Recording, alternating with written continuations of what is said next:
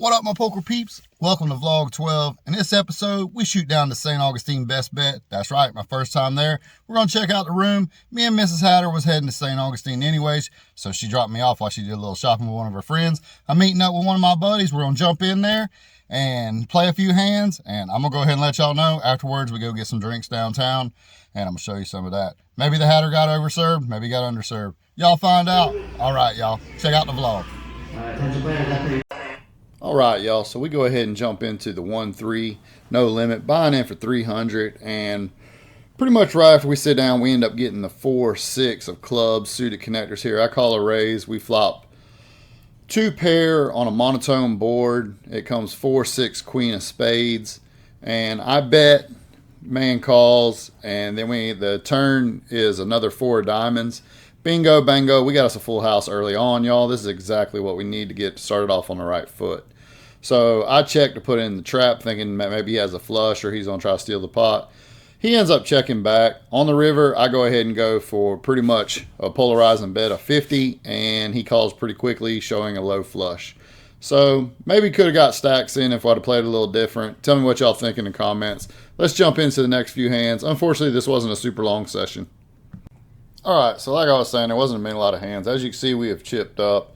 And at St. Augustine, you know what? They got them bomb pots here too. Every dealer change, we're playing the bomb pot. I mean, really, bomb pot with Doyle Brunson, can we go wrong? As you can see from the stack, we've done chipped up a little bit. I caught aces and won a small pot. You'll see here in a second, king, queen, I won a little small pot. But these bomb pots, they're eating the Hatter up, y'all. I got to do some studying and get better. So as you can see, we've chipped up. There's a 10-8 hand and the king-queen, as y'all saw. We win small pots, and we're right back into the double board bomb pot. So I think I played about 6 of these on the day, and I actually won one later on.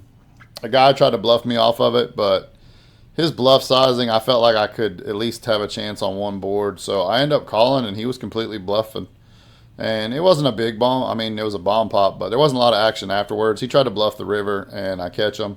This ain't the one, but I definitely need to get better at these bomb pots because it's definitely becoming a sensation here in Florida. As you can see in this one, we get 2 boards out there. I remember these boards, even though the camera ain't showing it. This board was, if you had 10-4, you had it locked up. One board was 4-4-10, and I think the other one was 10-10-4. And I think a dude ended up turning over a 10 to win this hand. I can't really remember. He made a big bet here in just a second, and I let it go. So like I said, there wasn't a lot of big hands on this day. I did catch some good starting cards. I think I had aces 3 times, and in total maybe won 65 bucks with it. It won twice, but here's the hand of the day, y'all. And I'm so glad I was able to catch it on camera. Thanks to Bestbet at St. Augustine for letting me film a little bit. So as you can see, the Hatter hit a steel wheel, and I got it on camera, y'all. And it wasn't high hands wasn't going on, but I did get a bonus. And as you can see right after that, we go ahead and rack up, and we're going to head to the cage. And as I'm sitting here, I'm thinking, because Miss Hatter's done hit me up, and she said she's getting hungry and she's ready to go downtown. And all I could think was, boy, I hope I've won enough here in this last 2.5 hours to cover what she wants to spend or what she already spent at them outlets, y'all. If you're a poker player like me, just playing recreational, and you send the wife to go shopping while you go play poker, you better run good, y'all, because we got to cover it up. So anyways, we tip them $5 and we head off downtown. And this is number 1. You're going to do 3 down here, and then you're going to try it. I just want a little bit. Are you sure? Because it's lovely. I'm a sweet Cabernet Sauvignon. I love Cabernet. I'm not going to do this.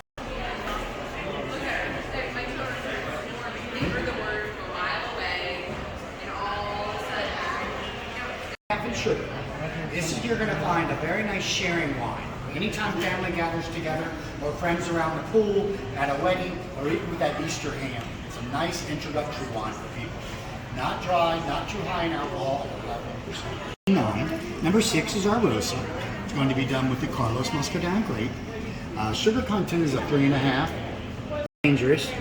To my palate, tastes a bit like a Welch's white grape juice. But do keep in mind, it does have 11% alcohol. the Carlos Muscadine grape again, but it's going to be higher in sugar. So if you like a Moscato wine, this would be that Moscato wine. It's sweet, but not that like heavy sweet that some muscadine has. And the last one I have for y'all here will be our number 9 on the list. It's going to be our Vintner's Red.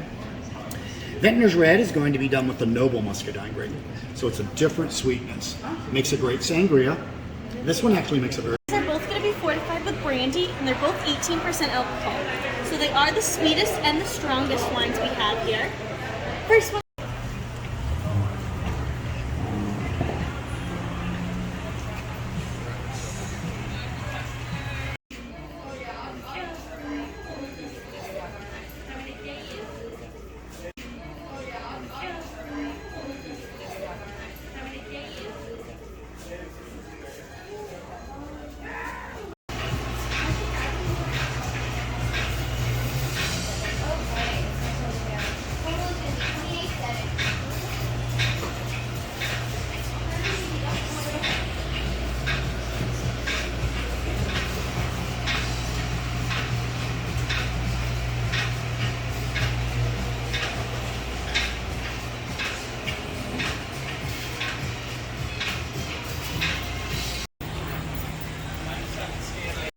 Works too, alright?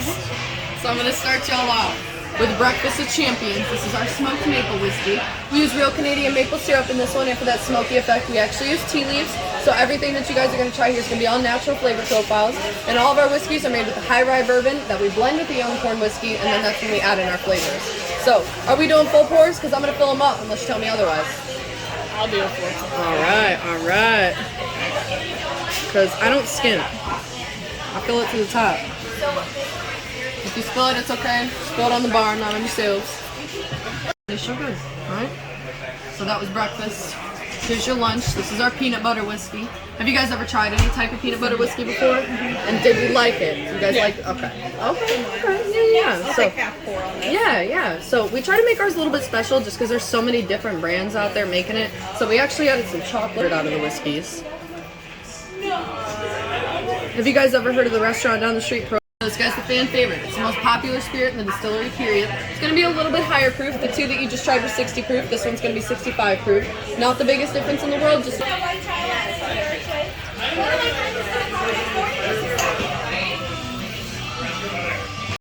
is sitting at 60 proof, just like the first two whiskeys you had.